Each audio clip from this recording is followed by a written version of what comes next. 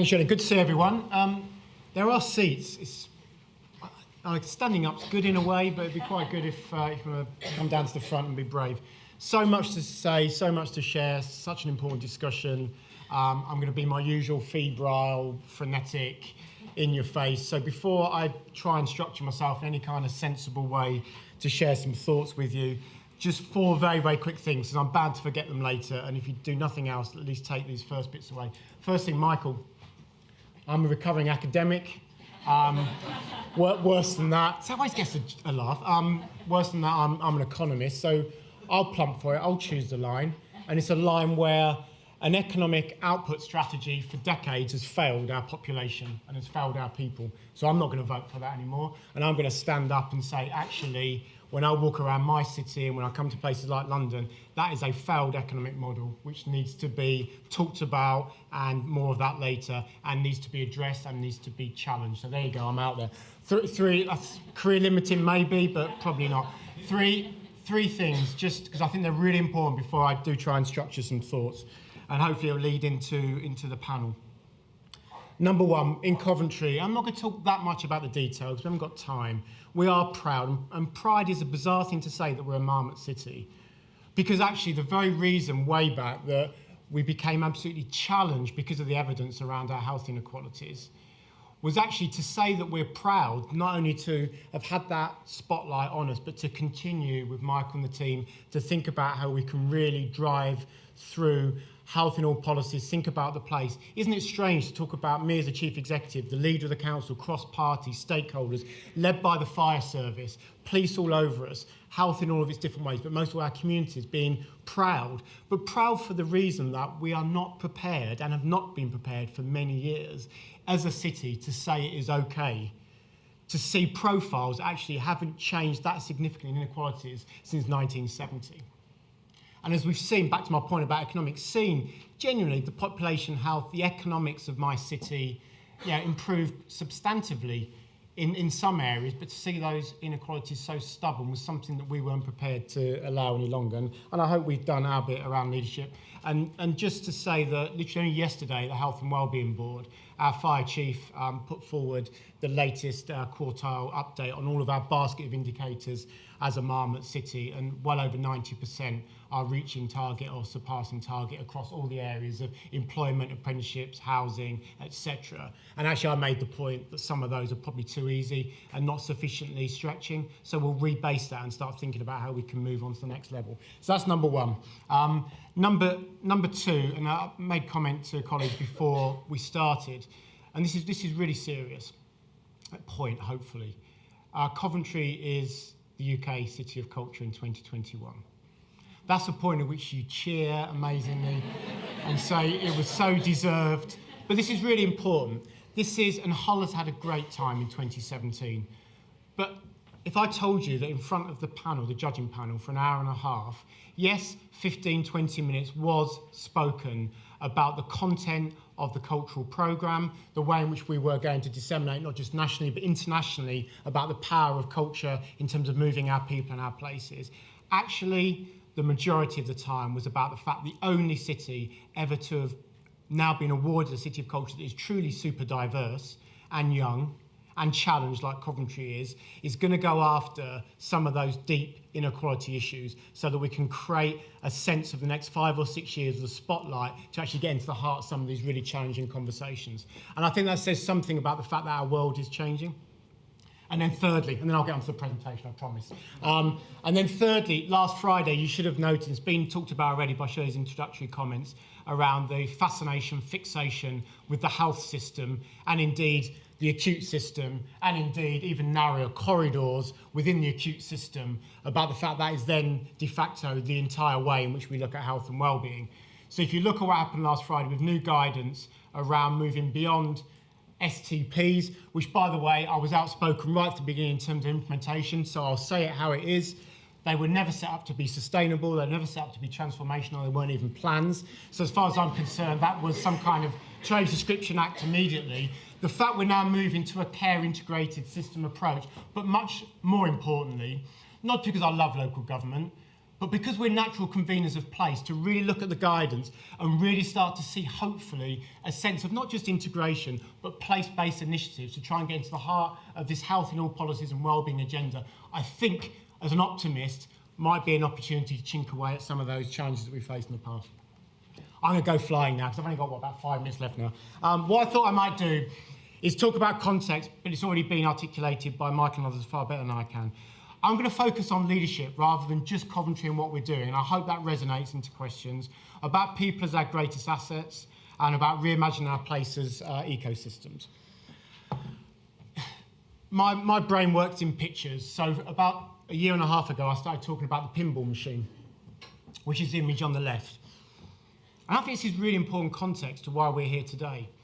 I personally, as 20 years in local government, have never been in a scenario or context that is so ambiguous, uncertain, scary, anxious, and quite frankly, tectonic plates moving over the place. So in my brain, I'm thinking about our places, our people, all of us, if we're honest, saying we're right in the middle of a pinball machine.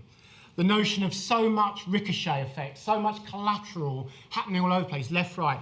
Just when we think we've centred and we've made sense and meaning of what's going on around us, socially, politically, economically, environmentally, it moves again. Now, you can challenge me back on whether that's a hyperbole, but my sense is we are in the middle of this. So why is that relevant? Because actually, what we've got to do is understand and be honest about that context. Because unless we do that, we are going to struggle to really endemically drive through some of these policies and practice and implementation that we've talked about already. I wish I had more time, but my sense of the pinball machine playing out, and Michael and others already talked about this, let's be honest, from the point of the Arab Spring onwards through to what's happened across the Atlantic, and yes, what happened with Brexit, which I've said time and time again, was in my view, not a kind of polar view of either to remain in or to leave the European Union, was about a sense at scale of dislocation, disenfranchisement, and yes, discrimination of those who see power playing out so removed from how they live their lives every single day. Call it out, everyone, because that is what's happening. And unless we understand it and address it, and more later, don't try and think we're heroically going to solve such manifest, challenging, almost wicked issues, then I'm afraid we're going to struggle to really deliver the kind of well-being for our places that we know we need to do. So, I got involved a number of years ago chairing the National Systems Leadership Board, which was a cross-organisation view of how we could come together to break down silos and understand some of the most challenging issues in our places. Coventry was one of them that looked at how we could move away from sedentary lifestyles into active participation, but to move away from the old model. And some might have seen what we did. I'm very proud of it. We closed the ring road down and we allowed people in Coventry to reclaim the streets. And so many of those had come into the city centre. Bear in mind, anyone that knows Coventry, it's about 7 miles really at most to outer city limits, had never come to their city centre before. So the notion of isolation, just think about that. Our headspace is often, how could that possibly be the case? But we close that ring road down. My planners, urban designers, ever said, you're going to kill people. The ring road is not made for people to walk around, run around, cycle, pogo stick. We did it, no one died, everyone was happy, and actually found a new purpose and a meaning about their place, their city, and their health and well-being. So above all, though, if you take nothing else, and I'm going to get even faster now, if you take nothing else away from this, the heroic leadership model in our places, in our organisations, in our country is regressive, it's gone, it's outdated. But I'm still seeing, unfortunately, again, we're talking about this, in my own world, in the health world probably more so, still examples of thinking that top-down, heroic approaches to deal with these, as I say, hugely what appear to be intractable global as well as local problems is still believed to be the perceived model that's going to bring us through. It has failed. Decades of public policy failure with that kind of leadership model. So the new one is this. It's about letting go. And I've said this for years, so if nothing else, I'm consistent. Power is everything. Until we get an approach, particularly with this kind of agenda, to think actually the way in which we deliver change with people, not at them, and these 2 reports around the revolution will be improvised exemplifies this up and down the country with different issues. Unless we say, as a political class and a professional class, that no longer we judged by our ability to provide 100% of the answer to the problem, but we are going to consider the elements of change and those conditions to empower people to do that for themselves, then I'm afraid we're busted flush. So we've got to find a way of challenging ourselves, because it is the most difficult thing. I know there are politicians in the audience, and as politically as wise as for professionals, to understand that the real power is to let go, and to try and almost crowdsource some of these solutions has got to be the future model. But I still see dogged determination to hold on to some of all of that old stuff. And connection is everything. Back to my point about, and again, please challenge me, Brexit, what's gone on over the last probably decades since the global crash, is about dislocation and disconnection. So if we can find a way of networking, connecting our great people and our organisations together in our places, we've got a chance, I think, of being able to create a very strong matrix going forward. And above all, you, me, all of us, and Michael's been doing more than his bit across the globe, have got to become narrators, powerful storytellers of the problems as we see them, the opportunities as we see them, just trying to do a call to arms for how we can regenerate and reimagine our places. And again, this is, sorry I'm on one, but this is really important that we have these conversations. Public policy across every single colour of central administration for decades has failed in terms of our ability to really put our people, our residents, our citizens, our users, our patients, truly at the heart of the redesign of their futures. It's just not happened. It's been platitudes. It's been peripheral. So actually what we've done is we've taken people to the top of the mountain and we've marched them straight back down again. So we've got to find a way, I think, of agreeing this, that our people, irrespective of whether in Coventry they live in a postcode which all of our data shows us is mostly deprived, not accessing the kind of opportunities that people only 2 miles away can access, that they are far from being a liability, just in that language, a liability. They're far from being a deficit that needs to be prodded by those well-meaning professionals. Actually, they're an asset. They're just to be understood in terms of our insight in a fundamentally different way to those who are lucky enough to be born in the more affluent parts of Coventry. Are we going to talk about that and differential approaches? Or are we going to be brave to talk about the fact those policies have not delivered those lines coming together where more people access the economic uplift and the social improvements that we've seen in many of our cities? And it's already been mentioned, the usual suspects. I've talked for a couple of years in the systems leadership approaches, we've got to harness the rise of the unusual suspects. Because this is where power of the future lies in the new model of leadership of places. Because unless we do that, we continue to perpetuate the outdated model, in my view, of professionals knowing best. We can fix you and we will put you back out there. That is not the way in which I'm seeing the new conditions for change. Last few minutes and we will get there. So I think our call, as well as that notion of challenging ourselves in this room and all our colleagues I know care deeply about this agenda, about the way in which we approach this and call out the stuff which is not right, I think we need to really start to think about our places. And I've seen the list.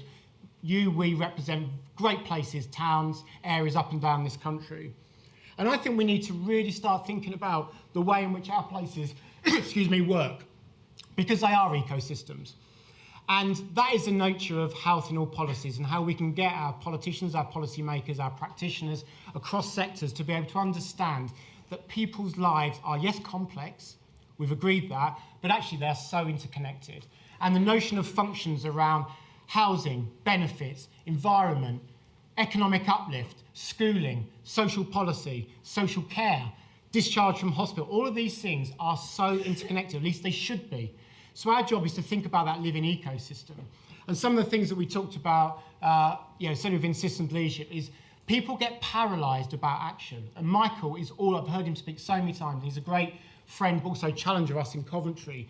You can have these really important academic conversations and show the insight and the evidence, but there is no substitute for action in this agenda because the clock is ticking. But people come to us and say, but how do you get started? And there's a paralysis almost of action.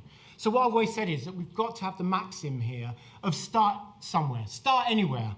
But the truth about leadership of our places is you then follow it everywhere. You're brave enough to organically go to where it goes. And don't be bound. If I have one more person come to me as a chief executive and say, Martin, pick me because I want to be part of this approach. And look, I've got a Prince 2 qualification. I'm telling you now, we are not going to project manage our way out of these deep inequalities in our places. But, by the way, if anyone's got a Prince 2 qualification, that's all fine and well, but don't come for a job in Coventry. So networks are everything. The organic nature of this is not structured. Back to my point. I'm going to finish, I promise. I know you're getting bored. This is counter-cultural. Counter-cultural. The way in which we're going to really drive, as an ecosystem, health in all policies to start somewhere, follow them everywhere. Think about it, is completely counter to the way in which my organisation is set up, all local authorities in this country are set up, health systems are set up, because they are naturally power enshrined through organisational hierarchy, which wants boxes. It wants the neatness. Professionals still think in boxes. Sorry, but we do. So this is tough. If it weren't tough, we'd have been doing it as good people a long time ago. So therefore, we've got to understand one thing and one thing above all. Do we think, back to Michael's challenge about which line we want to go, and by the way, I will challenge that economist, particularly if he's big. I'll take him for a run maybe, but rather than go. But seriously, I think we do need to get into that, but above all, share the following. As we walk around our cities, and Coventry's on the up at the moment, you know, genuinely, this is not an advertising campaign. We are UK City of Culture. We're a host city for Commonwealth Games in 2022 that's coming to Birmingham and the region. Economically, we've got the fastest growing population in the country outside of London. Why? Because of the quality of life, the livability, the sense of a place that is relaxed about bringing people from all over the world and is relaxed about itself. But even in my city, which I love, I walk around and I see those deep manifestations of some of these challenges of inequality, and it is not right.